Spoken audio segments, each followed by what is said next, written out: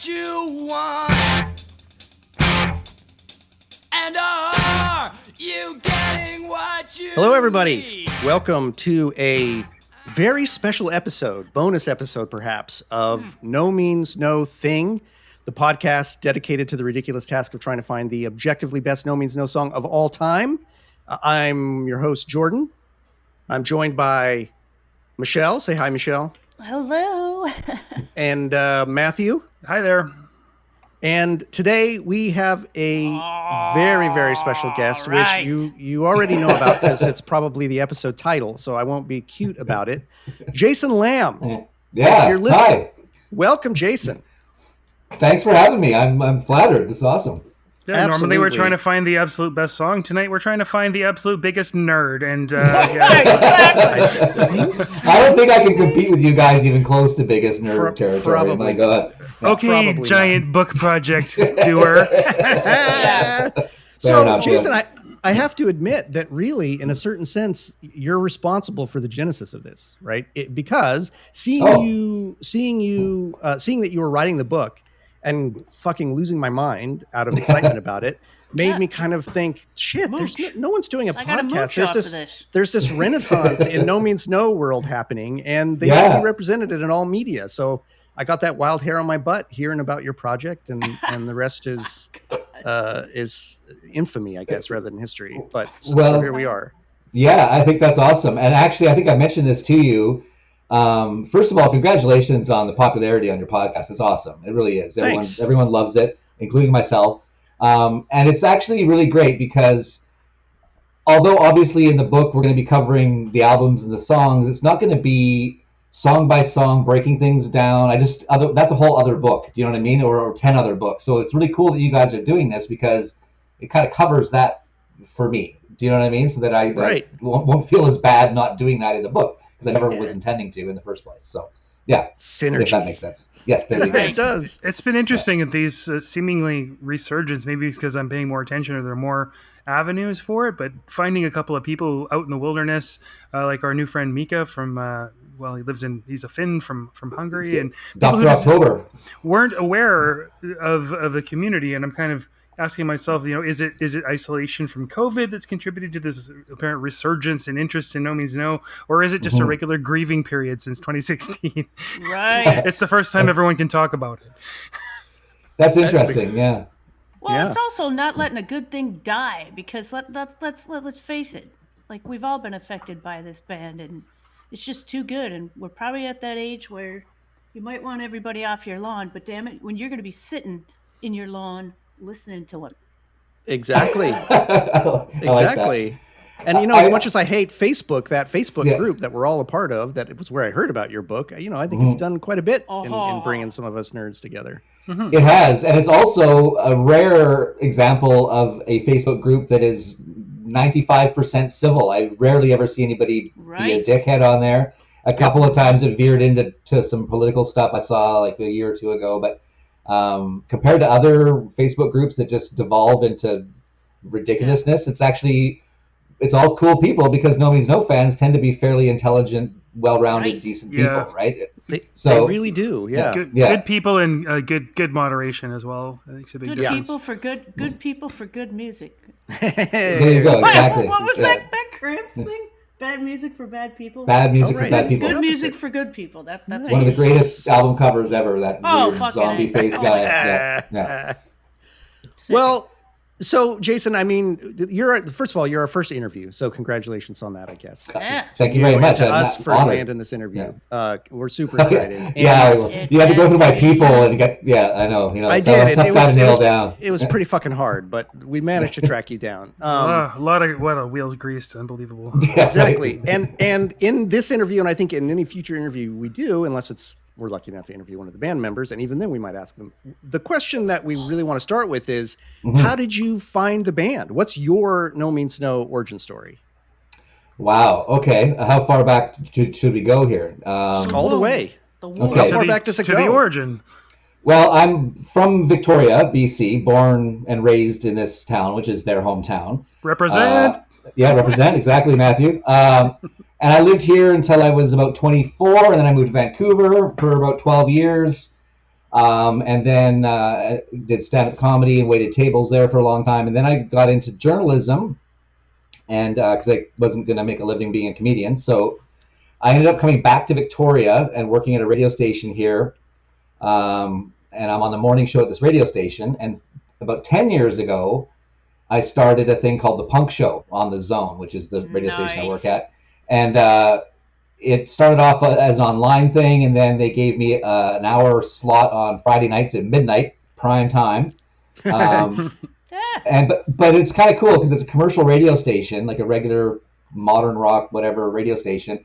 But they give me an hour of commercial-free and uncensored radio time on Friday nights. Sweet. So Wow. Yeah, and so I've been doing that for 10 years, and with that show, I've always loved interviewing people, so I did that a lot and interviewed all kinds of different punk people. NoMeansNo was always one of my absolute favorite bands. I started going to their shows in like 87, I think was my first one, maybe 88. So me and Jordan are like, fuck. So it was a bucket list for me to interview NoMeansNo because they're like one of my favorite all-time bands. They happen to be from here. Of course, they don't live here now. And so I got an interview with John Wright, was the first one. It was on the phone. It was when he was putting out the Punk Route beer, like 2015, 14, Right. maybe even 13. Anyway, and that went well. And then I got another phone interview with Tom Holliston, and ended up getting a second phone interview with John Wright. And then when they came to town for their induction to that Western Canadian Hall of Fame thing, Right. their publicist, a woman by the name of Melanie, who has been a friend of mine for years now, she hooked up an interview with the guys in person the day that they were getting inducted. Rob wasn't doing interviews at that time anymore, so it was just Tom and John and in their dressing room. Right. And so that was my first time like meeting them, other than just being a fan at their gigs and not knowing them at all. And that was, so I had that little connection already. Like, they weren't my friends at all, but I had interviewed them, so they kind of knew who I was. I wasn't a total stranger. And then, do you want me to tell you? So then, just over a year ago, so February of 2020, right before the pandemic was ramping up, I'm like, for a long time in my head, I'm like, no one's ever written a proper book about NoMeansNo. There was one little thing. No, I'm living for this thing. I can't tell you enough. Oh, shit. I'm living for this. So, and just for like, a life goal, I've always wanted to write a book. I always thought that would be cool to write a book. I've never done that. But no one's ever there should be like an anthology story thing with lots of, because NoMeansNo is so visual as well as obviously music. So I wrote up this big proposal that I was really proud of, and I got a hold of Melanie and I said, could you forward this to the guys? I want to write a book about NoMeansNo. And she said, yeah, I can send it to John. And she said, and I knew this kind of already, she said, there's a good chance they're going to totally ignore you. And I said, yeah, I know. And she said, or they might say no, or maybe John might say he doesn't care, but Rob will say no, or maybe, so just be prepared for disappointment. And I was totally prepared for disappointment. And I don't know, 3 weeks later, I got an email from John Wright saying, we got your proposal, and we think it's kind of a cool idea. You can talk to me anytime, and Rob will do an interview with you, and I can hook you up. And I was like, what? Really? And I couldn't believe it. And from there, I don't know. Where am I at now? It's insane. And so, since then, I'm in the inner circle with those guys now. I've visited them. I talked to Rob and Tom and Andy and John constantly. It's crazy. That's fucking crazy. Great. Holy it's shit. Fucking crazy. Yeah. You fucking won the lottery. I did. I don't know. Amazing. It's Don't you pretty feel wild. like you did? Wow. 100%. 100%. I mean, I don't know. It's really bizarre. I never thought it was going to get to this. I had sort of fantasies. Oh, wouldn't it be cool if I got to meet them and they were cool with the book? And wouldn't it be great if John, showed me some of his stuff? Well, all of that and more has fucking happened. It's well, it's your karma coming back to you, man. That's fucking great. I don't know. That's fucking I don't know great. what I don't. Yeah. So it's pretty cool. Well, and they're the nicest guys in the world. Oh, You also yeah. have the goodwill, the all of that goodwill and energy of the entire community. Once they heard you were doing this, I think so many fucking positive vibes came flowing your way. Pooper. Yeah, exactly. Yep. You can't say enough about that. Sorry, I know you're going to go on to other questions, but the community of NoMeansNo fans, it actually makes me a little bit almost emotional sometimes when I sit and think about all the people that I've met and talked to all over the fucking world now in this past year. I've talked to people on the phone in Finland, and I get mail from Poland and stuff. I don't think there's a lot of bands like this that have that kind of effect on people on that deep level. It's pretty powerful, man. It's because we all know a deep secret. We just know this big fucking. It feels like that, secret. right? And we, it does feel like that. Yeah, it does. Totally. Yeah. I know what you mean. There is some common core. I don't know what it is. You could name a lot of bands that are more well known, and you could find fans all over the place. But I don't know whether it would be sort of instantly so congenial. I don't know what it is about it. It's difficult to describe. Yeah. I will say quickly, like, I think that I worked hard for all of this stuff, obviously, but there was some luck in the sense that I think I managed to catch them right at a moment where enough time had gone past since they retired, where they were getting a little bit kind of nostalgic maybe, or open to this kind of thing, because they're not normally the kind of guys that would say yes to this kind of thing. Like in the past, they've said that, there's been documentary filmmakers that approached them and they said, "Nah, we're not interested." And so my timing was accidentally good. That's fucking great. Thank you. Thank God. You. That's lucky for the rest of us. Lucky for the rest of us. So I want to actually push you farther back, though. Okay. I want to ask about what your origin with the band was as a fan, right? Like, how did you find them way back in 87, 88? How did that start for you? All right. Well, I just turned 50 years old. So I was... yeah, I think many of us are right there. Right around that area there. I started getting into punk music. I was never really I never dressed the part. I was kind of a nerdy class clown kind of guy, but I was into all kinds of different stuff. Like Matthew. Yeah, there you go. Yeah. We're all raising our hands to the listeners. So I remember the first punk that other than like Sex Pistols and The Clash, which was already around, I remember somebody played me the Dead Kennedys' In God We Trust cassette, and that was like the first time I was like, wow, well, this is interesting. And then it was the Dayglow Abortions, because they were local. And then as far as No Means No is concerned, I have a pretty vivid memory of seeing the Sex Mad album at a record store and thinking it was a cool image, not ever having heard of the band. And I'm not sure if maybe somebody told me then that they're from Victoria. I don't know. I didn't buy the record at that time, but I remember thinking that's like a striking thing. The first, and I'm not sure if I had listened to somebody maybe played me Sex Mad at some point. I definitely had heard the song Dad. The first album I bought was Small Parts, Isolated and Destroyed. So that came out in 88, right? Like early 88. And I think the first time I saw them live was at the place called the Union Hall, which is really strangely, it used to exist in the same building as the radio station I work at today. Oh, shit.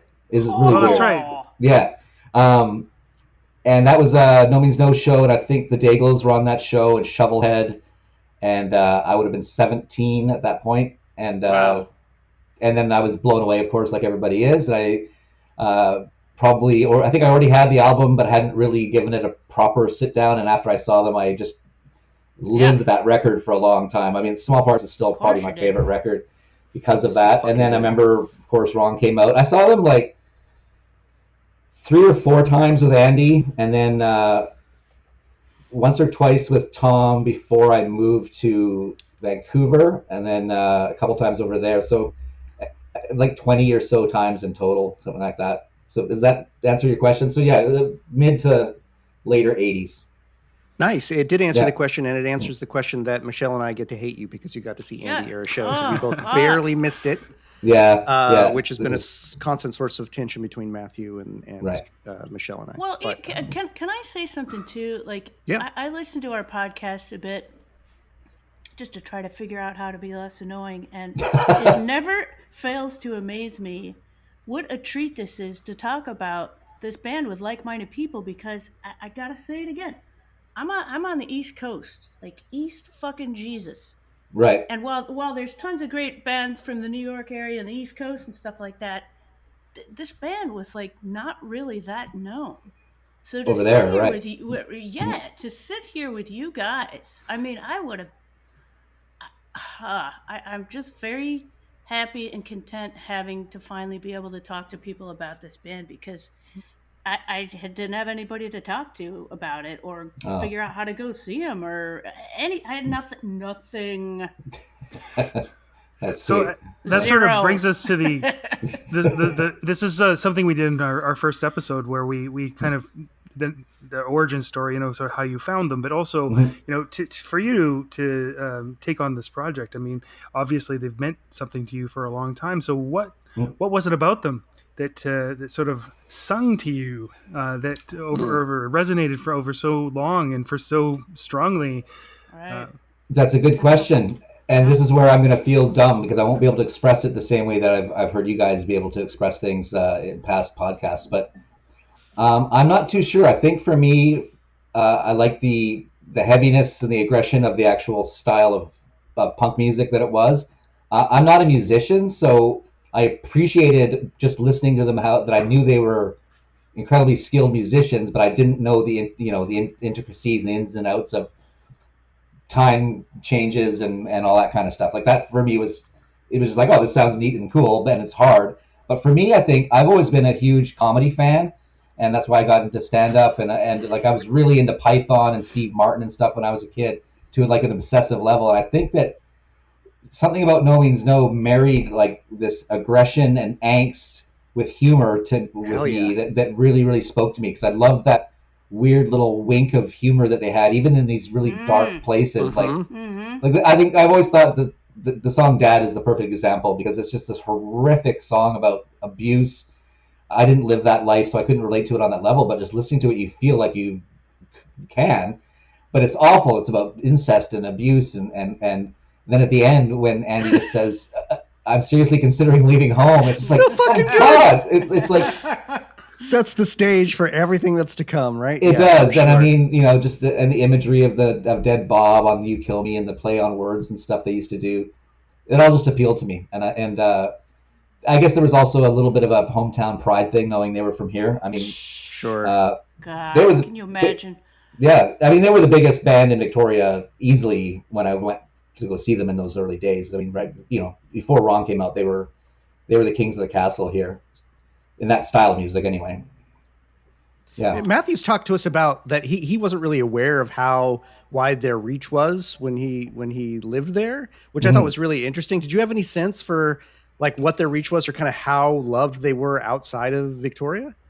Not really, no. And this might even piss you and Michelle off even more. It's like back then. I'm already pissed, so just when I say they were the biggest thing in Victoria is not a big town, and it was even smaller back then. They were still playing house parties and small venues, but they were like, you knew you were going to have a good time if you went to a No Means No show. When they started going to Europe, and again, I wasn't really close enough in the scene to, like, I didn't know them at all, of course, and I wasn't really friends with their friends. I was a bit younger, so, but what I've learned from talking to people is that when they started going over and doing European tours, the first one was 88, that's when people started to go, oh, fuck, like, they would come back with money you were getting write-ups in Maximum Rock and Roll and Melody Maker and stuff, and people were going, oh, shit, like, our little hometown buddies have made it big outside of here. For us, it was like, every couple of months they'd play somewhere, so it was no big deal, God damn it! I know. Can you believe this? Listen. Yeah, it does make me not mad, but just jealous. I can't comprehend it.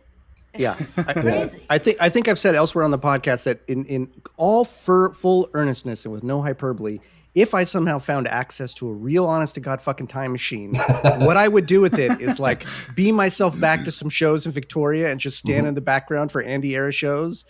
That way I wouldn't step on any butterflies and fuck anything up, but I'd get to see some hella good music. I would too, though, because sometimes, if they play a whole bunch of times, it's like, oh, No Means No is playing again. No big deal. Right. Get them next time. Right. Oh, yeah.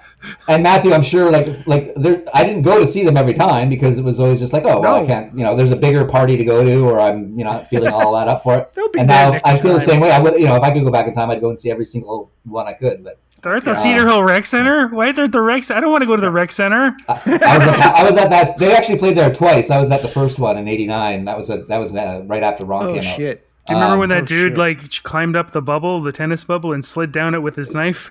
Yeah, and ripped the whole tennis bubble down with his knife. I do. What the Yeah, hell are you absolutely. talking about? Oh yeah, Tennis yeah, bubble. Oh shit! yeah. Was that Do you know at a what No Means No is show? that a Canadian thing? Tennis bubble? Do you know what that is? It's like No. a inflatable dome where the people play tennis indoors, but it's like they pump air, Okay, yeah, I right? know And it's what a you're talking it's like a Yeah. fabric roof. Well, there's Yeah, one of they those. have that for golf too, I think. Yeah.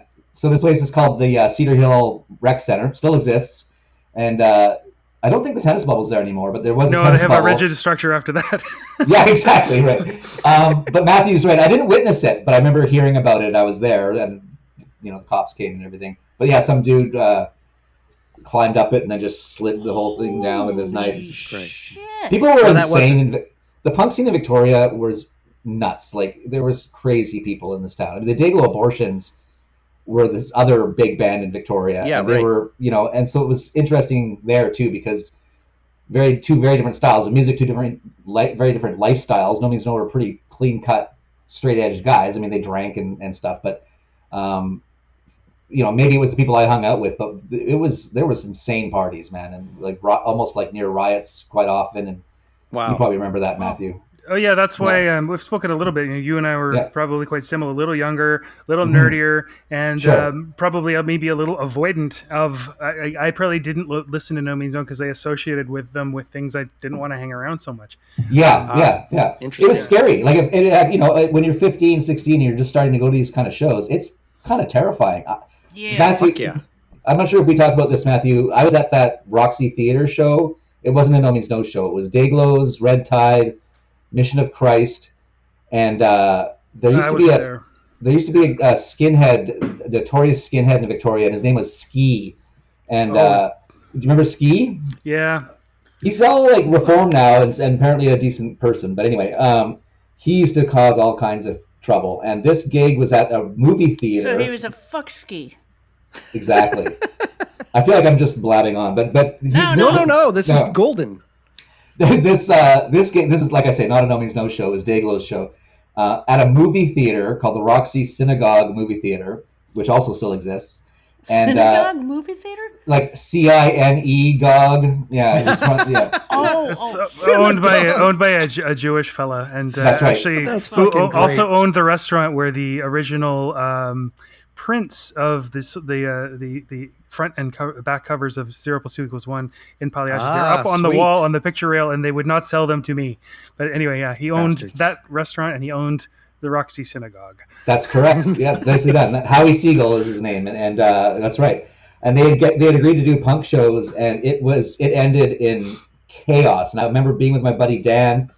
That would have been one of the very first punk shows I went to, I think. And we sat at the back because it was just terrifying. They ripped all the seats out at the front, and it was this massive mosh pit. Ski at one point got up to do a stage dive, and everybody cleared and just hit the concrete pavement, and everybody just laid their boots into him, beat the shit out of him. Oh my god! Fuck. And one Sounds of the like City Dayglows, Gardens or something here. yeah, one of the Dayglows guys came out with a fire extinguisher and let it off inside the theater on everybody, and that was it. The cops came and shut it down.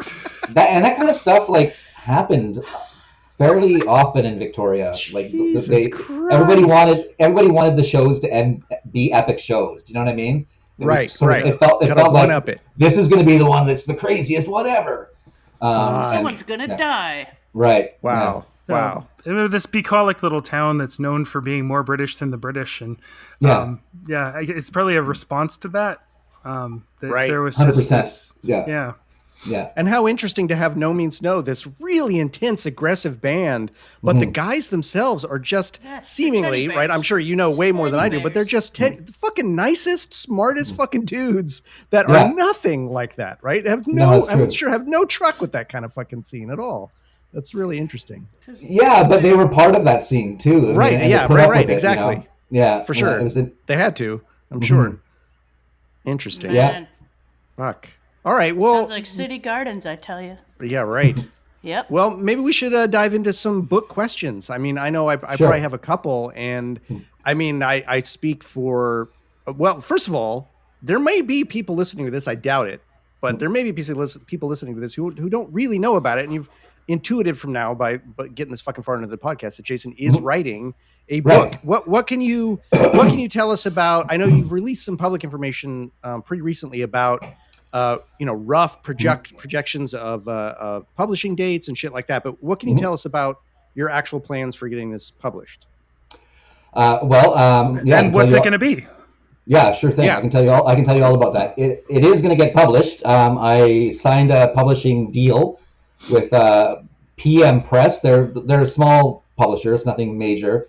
But the nice thing about them is they're based in Oakland, California, and also over in the UK. So obviously, nice. if you know No Means No, they have a massive fan base in Europe. So I wanted to make sure that things like shipping and all that would be reasonable for the people over there. I'll tell you about the book itself in a second, but the timeline is I got to write this thing and have the manuscript to the publisher in the fall, probably October, and then they will officially announce it. The way publishing works, and this is all learning curve for me. I've learned all of this going, from nothing. They won't announce a book officially until it's basically ready to go, because otherwise they run the risk of announcing this thing's coming and then the author dies or doesn't finish it or whatever. So even though I'm announcing it on Facebook and with you guys and everything else, I mean, it's totally fine to do that. But as far as the publisher is concerned, in the fall they'll have a cover to show everybody, maybe a sample or 2 page of chapters, get people excited. Some promo will happen and then they'll start getting it. We'll start actually putting it all together properly, and then in the early spring they will launch a pre-order type of a thing. I think they do it with PM sort of through a Kickstarter, but it's not a Kickstarter to see if the book's going to get made. It is getting made, but it's a way to have tiers of packages that people can buy. You can buy the book for whatever it's going to be. I don't know, let's say $40, right? The book's $40. $40 for fucking that book. Are you shitting me? Come on. I don't know what it won't be more. Yeah, right. We'll have to see. Okay. Are you thinking that's too much, Michelle? No, $4,000. Absolutely not. I'll take a loan out if I need to, man. I want this fucking book. I think with the sort of collector-y nature that sort of is revealing itself of No Means No fandom, you got to make sure it's not too cheap, because people just buy it in shrink wrap and hoard it. I realize that. Right. Well, this is actually going to have to be a discussion probably with Ramsey at PM, because they like to keep things affordable, because they do a lot of anarchistic books. They do music books too. They've done some Black Flag stuff in the X, and they did the punk rock oral history with John Robb. I don't know if you know that guy from the Membranes and stuff, but they like to keep things cheap because that's how they go. And at some point, because of the type of book it's going to be, and they are aware of what I want to do, and he's more than willing to make it happen, that it may have to be a bit more expensive or whatever. But scratch and sniff. Is there going to be a scratch and sniff? That's a great idea. No, I hadn't thought of that. You can really smell the Holliston. Oh God, boy, that's a horrible thought. But there will be an opportunity to do some, limited stuff. It won't be the actual book that is out to the masses. Will be like a soft cover, 8.5 by 11. So basically the size of a sheet of paper. It'll be like just kind of a size book. But we can do some hardcovers that are limited. We can even try to get the guys to sign some of them. I haven't asked them yet. That all remains to be seen. As far as what it's going to be, it will be a full oral history of No Means No, from the beginning of their start in Victoria till they retired, even a little bit of stuff after they retired, told by them and literally everybody that was involved with them, like all of their tour managers and merch people and all the bands they played with, and all of their wives and friends and partners and from all over the world. And there'll be lots of fan stories in there. It'll be quirky. It'll be a weird little it's going to be linear and narrative as far as an oral history is concerned. But then it'll take breaks for quirky little No Means No-y things, like some fan stories or weird graphics or things. There's a lot of imagery that I want to cram into this thing that needs to be done a little bit differently than just a straightforward thing. And it'll be full color and black and white photos throughout the whole thing. It's not going to be one of these books where you read it for there's one section in the middle of Right, pictures. right. I've always hated those. I want like a proper visual. The fucking Bible is what this is. Yeah, It's like an fuck yeah. anthology. I am Yeah. so excited. I'm Yeah. so excited. Jesus Yeah, Christ. and it's coming The along only book great. Great. The only book I have that's anything I think like that, I don't know. It's the Jesus Lizard. Do you have the Jesus Lizard book? Funny that know you what say I'm that. talking about? I just ordered one a few days ago because I've heard it's great, and I love Jesus Lizard. Yeah. It's coming to me, but I've heard it's great. So Nice. it's wide, and it's got all their tour dates in the middle or at the end with every band that they played with, and Yeah. then it's got just comments by the guys and lots of cool pictures and stuff. Mhm. Yeah, Cool. So It's and I think the Jesus Lizard book is kind of like this it's rectangular hardcover it's thing. long. Yep. Mhm. Originally, when I first was thinking about this, I wanted it to be like a coffee table book, kind of like that. But now I've kind of switched gears a little bit, where I want it to be large enough that it's visually striking and fun to read, but something you can actually carry with you and go and read somewhere too at the same time. Nice. You know what I mean? So Yeah. because That's great. coffee table books don't really. I don't know. I want it to feel good in your hand. I want it to be that kind of thing. If that makes sense. That's Feel fucking good in my great. hand, I'll Right. tell you Yeah. that. Great. So you've mentioned, everybody, but I mean, we've got a question here. How did you manage? I mean, you've mentioned a background in journalism, so maybe you have sneaky skills. But how did you make a contact with such a huge cross section of people? Yeah, I don't know. I love doing it. It's like I guess I'm good at it because I love the hunt of trying to figure out how to get a hold of people and track them down. And the other thing, the advantage again of being in Victoria here is a lot of these people are still here. Like Scott Henderson still lives here. Gary Brainless. I don't know if you guys know about the Rat's Nest. He used to run the Rat's Nest. Who else is here? There's a million people still here. And so I kind of started with those people. Scott Henderson, by the way, I have to give him a very special shout out here. And when the book comes out, he's going to get he made a lot of this happen, because after I submitted that proposal through Melanie, and I was waiting to hear, I told him about it, and he contacted John and Andy and said to them, he said, if you're going to let something like this happen, then Jason's the guy to do it. And I was like, Oh, my fuck yeah. God. Yeah. That's There you so go. great. I love Scott for that. Anyway, getting to hold of these people, I'm a bit obsessive with stuff, and I can take on a lot of shit in my brain at the same time. So I've just always got feelers out, and it's one thing begets the other. Once you've talked to this person, it leads to another person. They'll say, "Oh, I'll give him a little nudge for you," or I have her phone number. I'll let her know that you want to get a hold of her, and it just kind of snowballed. Nice. And everyone's still around, which is interesting too. Not a lot of people, a lot of punk bands, everyone's dead these days, and Yeah, in No Means No indeed. world, they're mostly still around, which is really kind of cool. And then as far as there's some bigger name people that are that were in bands that played with No Means No back in the day, but they've now gone on to bigger fame. That stuff is just a matter of hounding them and hoping that they eventually return your call. Nice. Yeah. That's excellent. Wow. That's Yeah. excellent. Does that answer your question, Matthew? I think it's Oh, just yeah. a It does. process. Yeah. And the next two are sort of like two parts of the same, and not looking for specific names because I don't want to spoilers and I don't there's mind doing a bit of in that. this book. Yeah. But Ooh. just we wrote down, has there been any pushback, some complications for anyone who was hard to participate? And then on the other hand, have there been any pleasant surprises, any real gold mines Yeah. that have, That's a great question. I won't name names for this part of the question. Just of course not, yeah. But there have been a couple people that didn't want to take part because of emotional attachments or hurt feelings.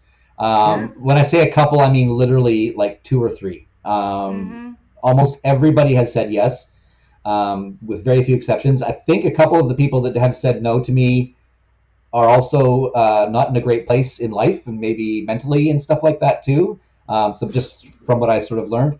So it may not even be so much that they had a bad experience as they just aren't in a place where they Just not there. they don't want to go into their past for other reasons. Sure. Other than that, I've had lots of famous rock stars decline, but that's just because they're big rock stars and they can't be bothered. But incredibly, everybody who I need to talk to for the book, like there's nobody missing that is going to be like, oh, why didn't he get, where's Laurie Mercer? No, I got Laurie Mercer. Where's Craig Boucher? Yeah, where's Craig Boucher? I got him. I got everybody. I got all the main ones. As far as what was the second part? Who surprised me? Surprises, yeah. So like, oh my god, I got, or somebody you weren't expecting to be a rich vein, say. Right.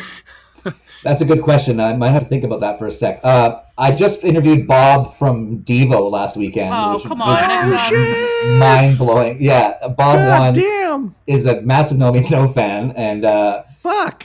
And he is. Who knew? Yeah, I know. So he was really great. He's trying to get me Fred Armisen, who I really want to get, because Fred Armisen loves NoMeansNo. Huge fan. Yeah. That was fun. Some of the who else has been a good interview? Christ on a bike. One of my favorite interviews, actually, and there's a wonderful story going to go in the book, is a guy that's in a band that I never listened to. It's not my style of punk, but Matt Skiba from Alkaline Trio, and he's now in Blink-182. He told this, he loves NoMeansNo, and he went and saw them at the Fireside Bowl in Chicago, and I won't give away the story because it's really good. And he told me this amazing story, and I saw that he did art. Like he sells art at Punk Rock Bowling and on his website and stuff. And I asked him if he would do a piece of art, and he mailed me. I'll show it to you because there'll be audio. This won't be on the podcast. Yeah. That's right. Sorry, listeners, but a little Yeah. teaser from our reaction. Apparently, let's see.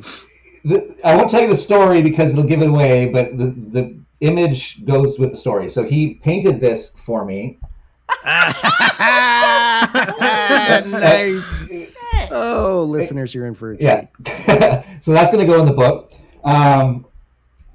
Who else? Like, all the Alice Donut guys were super nice. The Victims Family guys are really nice guys. Really good stories. Shout out to my hometown. They're my hometown band, actually. Your Petaluma? Victims Family. Petaluma guys, yep. Sweet. Right. I'm sure there's other examples, Matthew. Sorry, I'm feeling a little on the spot. No, that's good. My list, of course, That's good. Yeah. That's fucking great. Jello Biafra. Really, Jello talked to me for four and a half hours on the phone. Wow, I'm surprised you got so much out of him. I can't imagine Jello. That's really off brand. No, that guy's usually so succinct. Isn't he? Crazy. I knew he was going to be long-winded. I of course knew going in. And I was so excited to talk to him. And it's funny with a guy like that because the first hour or two, I'm like, oh my God, I'm talking to Jello Biafra. This is amazing. And he was great. But by hour 4, I'm like, so okay then. All right, like trying to wrap that up, and it's like, God. yeah. Oh, we love you, Tell Jello. him you got the runs or something, man. Jeez. He's got diarrhea of the mouth. Jesus, man, what a thrill. What a fucking thrill to have dived into this project and gotten to touch so many people, I'm sure, from in so many different places about this amazing band. What a fucking dream. Can I mention that we've mentioned this a little bit, gone back a little bit on the Facebook group, but a particular sci-fi author, can I mention him? Oh yeah, I was very happy about that. It's the only mention of NoMeansNo I've ever seen in literature, especially completely unexpected. An author that I liked and had read for years. Right. And then there's a reference to NoMeansNo in one of his books, and it turns out a huge fan, China Mieville, and then it turns out you've interviewed him. I did, and that was based. I admittedly have never read a single China Mieville book. I will now because I've heard he's great, but that was based on another guy whose name is now escaping me. But another fan on that NoMeansNo page had posted something about it, and I just was like, at that point, I'm like looking for, well, that would be kind of cool. Talk to a fantasy sci-fi author guy. Sent his manager an email, and next thing I know, I had him on the phone. He was really cool. Really intelligent dude, like intimidatingly intelligent dude. Yeah, he's super smart writer for sure. Yeah. He's also a PhD and Marxist scholar. I felt like a dummy. We'll get him on the podcast eventually, I'm sure. There you go. Oh, come on, don't, because I won't know what to say. I don't like sci-fi. I don't know words with 5 syllables. We won't come go on. What's the book called again? The City in the City, right? That's right. It? Yeah. Yeah. Although I think one of my favorites of his is Perdido Street Station. That's a great fucking book. But he's a great author. Yeah. Some of the greatest interviews I did though weren't any name people. It was sure. There's a guy named Heis de Wit, who was their Dutch booker and tour manager early on in Europe, and he was incredible. Like, he was there when they got the van stolen in Poland. I'm sure you've heard that story. I want to read all about that fuck one. Yeah. Yeah, that's all in there, of course. That's a big one. And like people like that, like just connecting with people in other countries who have this very similar look on life that we kind of do, and that No Means No has, you know what I mean? And just realizing how they affect people the same way. It's pretty cool. Right. That's actually the kind of, maybe the last question we have written down here as well is just speaking of that community and the fact that it's been, relatively by what you're saying, relatively easy to get people to talk about them and everything like that. There is a community. It is unusual. People are passionate about them, but what do you think is that unifying core? What do you think it is that other than the band that makes everybody that common thread? That's a good question. Like a Slovenian and a Texan and well, and this is interesting too, because I'm sure you guys have maybe had something like this happen in your life. What's really weird about No Means No is there's almost this, I don't know what the word is, like this spiritual connectivity thing going on, because I keep hearing stories about No Means No fans meeting other No Means No fans in the weirdest places at the weirdest times, and finding out that they have this in common in the weirdest ways. And I can tell you, when it was 1991, I went on a bus trip with my buddy Dave all through the States. It was called the Green Tortoise. It was this like bus tour. You know the Green Tortoise? Yeah, I was 20 years. I wasn't even legal age to drink in the States yet, but I had a fake ID, and it was an amazing trip. We went from Seattle all the way to Boston, and went like all the way down the West Coast, down through the South, Texas, Louisiana, and then back up the East. And we stopped. Shit. We were in Texas. It was 91. We were in Texas. I had a wrong T-shirt. I had my white wrong T-shirt, and it was maybe 2:00 in the morning, and we would stop at a gas stop. Every once in a while, I'd be like, okay, everybody, if you need to get stocked up on beer or snacks or whatever, we're stopping for a minute and fueling up. And it was middle of the night, and I went in to get my snacks, and there was this dude wearing a hat, a No Means No hat. I can't remember if it was a You Kill Me or if it just had the logo or something. I went, hey, No Means No. And he was like, yeah, No Means No. And he was from Germany.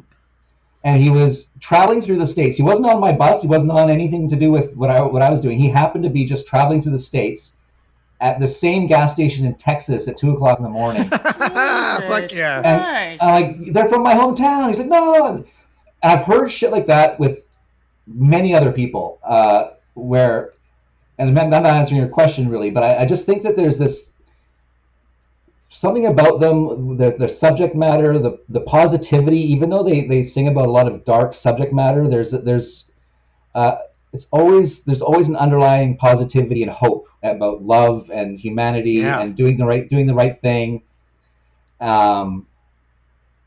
It takes a certain type of intellect, or not even intellect, just a certain kind of outlook on life to latch onto that, to relate to it, and to live your life that way. And I think that when people have that in common, you meet another No Means No fan, chances are you're probably going to get along with that person.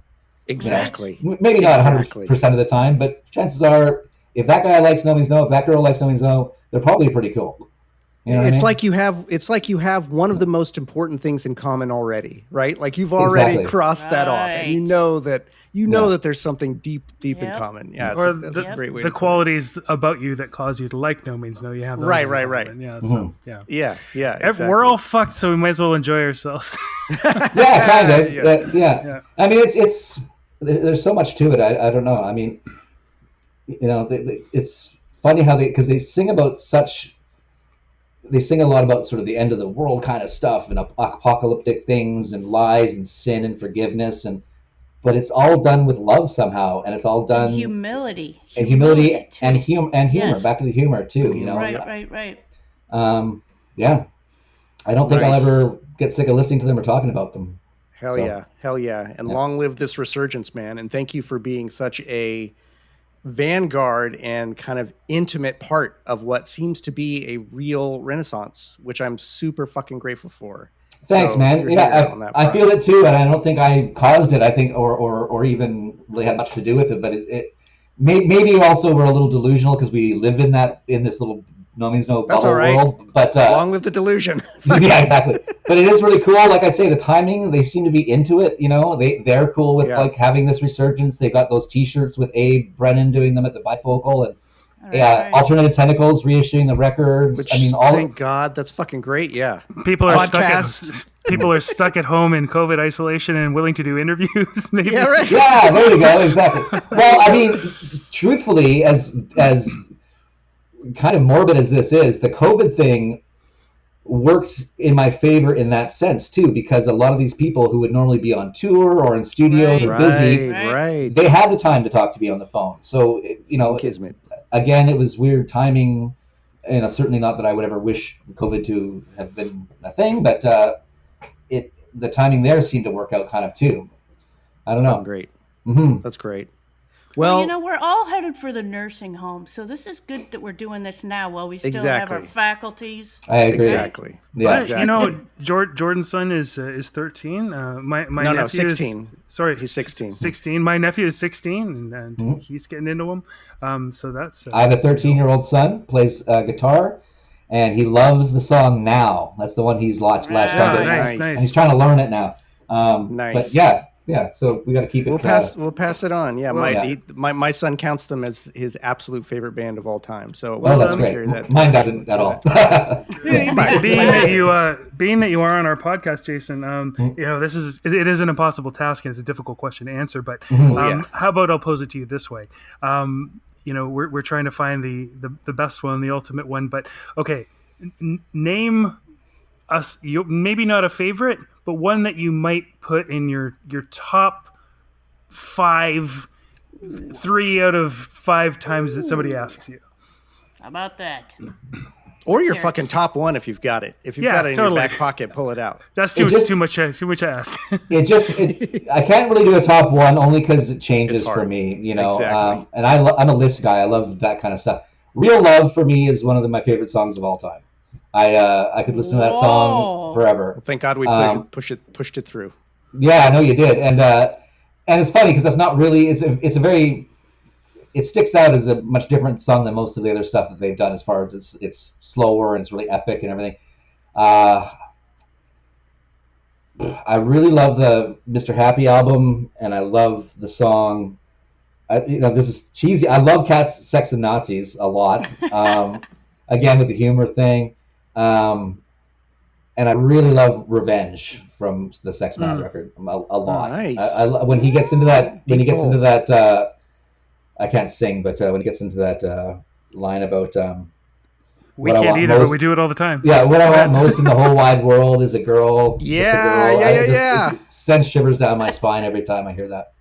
But I like most of it. You know, I really do. I don't think there's a lot of tracks I would skip. Nice.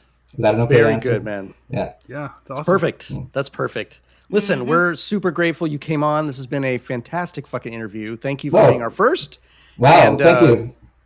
Absolutely. Super great to hear about the book. I think we'll probably release this pretty soon rather than put it in the order because we've got a bunch in the can already. Not a bunch, but a couple in the can. So we'll and this isn't an official episode anyway because we didn't. We'll put it out. Exactly. We're going to put it out as a bonus. So I want to let people know because it'll probably still be up. Maybe if it is that you've got a GoFundMe going for the book to help it out. So tell us a little bit about that because I'd like more people.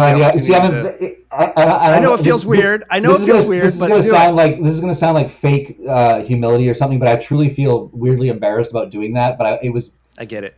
But I have respect, humility. But it's already been a massive response, a really great response, and I've been able to pay some people who've been helping me. Even though I got the publishing deal, especially with a smaller publisher, you don't get any money until the book starts selling. So we're like a ways away. So I did that to pay. There's about 8 or so people that really stepped up and helped me with like transcribing interviews and just running around doing stuff for me. My layout guy, my editor guy, who I just hired on my own, all need to be paid by me. And and I've got some expenses too. So I'll Sure, be of honest. course. So I don't know. I feel weird even because I feel like I've got enough already. But if anybody, I'm a terrible salesman. But yeah, if you go on the No Means No Facebook fan page, is on there somewhere. There's a link to it. It's a GoFundMe, No Means No book project. Throw me $10 if you get a chance. Absolutely, money well spent as far as I'm Look at the concerned, face. and can't fucking wait to throw giant wads of money. Take at the my actual money. book. This is a take my money. This is a thing. take my money meme if there ever was a fucking. I can't believe how many people stepped up and helped. It was really, really kind of humbling. Let me show you something before we wrap up. Oh, Are we wrapping up? I get the people are impression gonna we're be wrapping pissed. up. Yeah. Yeah, I think we're wrapping up here. Oh, And oh, this is just to give you guys, again, it's actually just going to piss off the people that are listening and not seeing. I know. I feel bad But for the listeners. Just to give you an idea It of wets kind their of, whistle. I happen to have this as a physical photograph. This is the kind of cool shit that you're going to get to see. Oh no fucking way! Oh Holy shit! Listener, can I describe what that is? Yes, you can.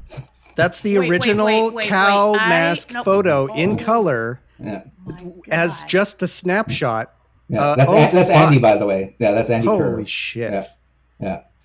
Hell yeah! I've gotten this crazy access to this stuff, man. It's insane. Like I He am- sent you the photo. I am. Oh, this thrilled. isn't from him. This is from the guy that took those photos, and he's a 75-year-old man who lives down by the water in Fairfield here. Fucking A.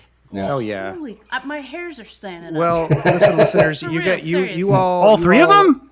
Yeah, motherfucker. All right. You guys are in for a fucking treat when this comes out. And Jason, Oh my thanks God, again. I can't believe what I just saw. You know, we'll probably we'll Shanghai you back in as a guest because in round 2 of this, once we've talked about all the fucking songs, we're gonna need guest hosts Wow. to come Yeah. back in and help us vote through the songs we've already picked into round 3. Perfect. So we'll Yeah. ask you to come Jason, back on and let me- actually help us do some Handicapping votes. and such. That's Yeah, awesome. exactly. That's a great nice. picture. Nice. So that's my mouse pad. Nice. I really appreciate All you right. guys inviting me on this. So it's been a pleasure. And yeah, I mean, I would love to come back. I'd love to come back when closer to when the book's out too, so we can. Oh, we yeah, can do oh, that. yeah. Yeah. Absolutely. Absolutely. Yeah, enjoying that. I'll always keep everybody up to date on that fan page periodically Excellent. as well. So that's the way to find out what's going on. Excellent. Yeah. All right. Well, thank you, Jason. We appreciate it. And listeners, thank you for tuning in. Tuning in. This was a fucking treat. And we hope to have more of these kind of interviews for you in the future. But in the meantime, we'll catch you next week with a real episode.